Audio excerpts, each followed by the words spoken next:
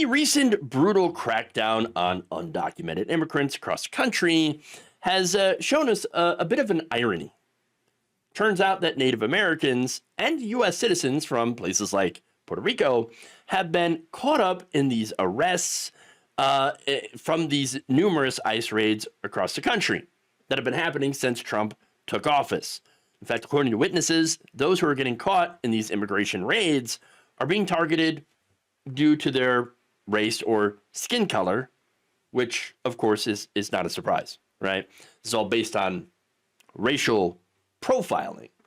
Now, the Navajo Nation office, for example, was recently flooded with calls from tribal members living off reservation. Many of them reported being questioned about their identity by ICE officers, according to Native News Online. So this is a great example of how dumb and racist ICE is. Okay? Literal Native Americans, people who were here before us, indigenous people, and they're the ones getting interrogated and even arrested by ICE.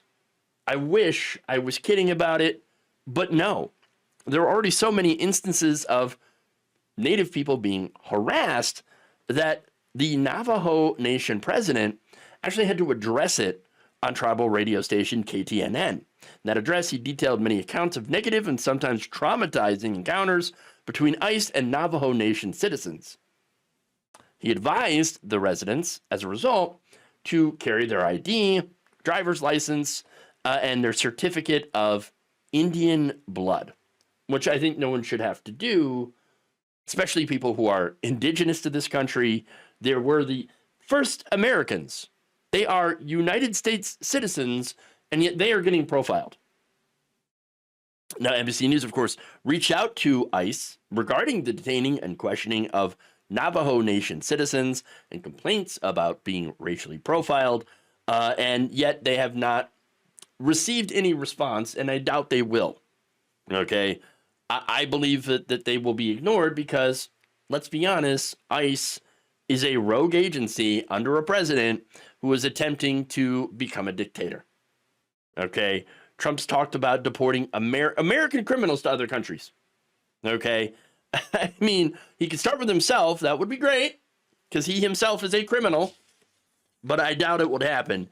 Now, speaking of criminals, of course, I know he claims that ICE is only going after the violent ones, right? Oh, we're only going after the violent criminals, the people that are a danger to the American citizens. Well, on Sunday, almost half the people that have been arrested, 48%, actually had nonviolent offenses on their record or had not committed any crimes. So what happened to going after just the criminals? They're not going after just the criminals. No, they're going after everybody. And you know what they're calling the people arrested that have had no criminal records? They're calling them collateral arrests. Yeah. Oh, but you don't understand. Didn't they commit a crime by being here illegally? They're illegal. I mean, that's the illegal alien part, right? No, it turns out that all that is a civil violation. Living here without documentation. Okay, but what about the people who cross the border illegally? That is a misdemeanor. Okay, at most. These are not the violent criminals, okay? You know who the violent criminals are? The ones who Trump let out of the prisons from January 6th, okay? He pardoned the violent criminals. They're now out on the streets. These are people that have beat up police with flagpoles, sprayed them with bear spray. Those people are running free as a result of Trump. That is, of course, if they're not being pursued by law enforcement for possession of child sexual abuse material, as I had detailed on another episode. Okay. But back to the arrests of indigenous people, which should be an absolute outrage. Apparently, the racists are so stupid that they cannot tell the difference between a person from Central America versus a Native American. That, or much more likely, they have the orders to detain, to arrest anyone who is not white. Look, as Rosanna Eugenio Legal director at the New York Immigration Coalition said, quote, when you don't have enforcement priorities, everyone is subject to detention. How do you tell that someone does not have legal status in this country or is in the process of seeking legal status? You can't tell that by looking at someone. But it will create conditions where there will be profiling of communities, immigrant communities, and communities of color.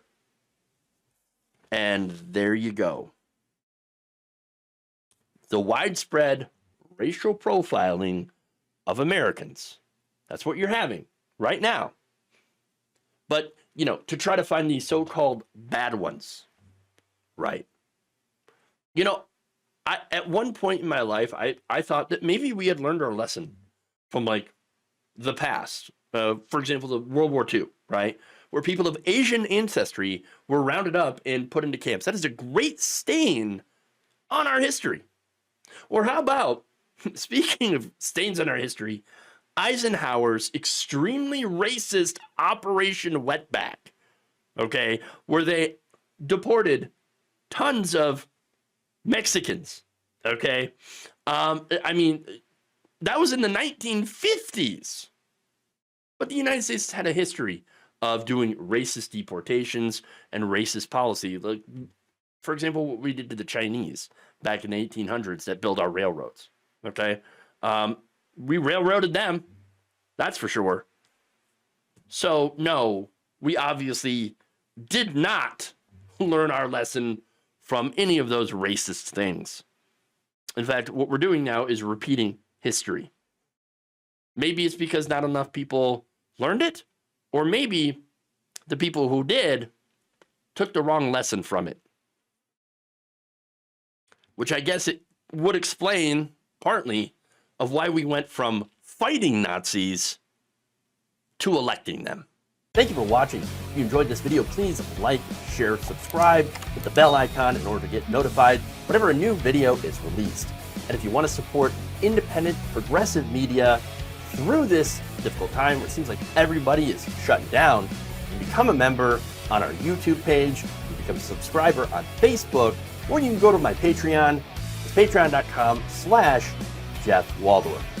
Thank you.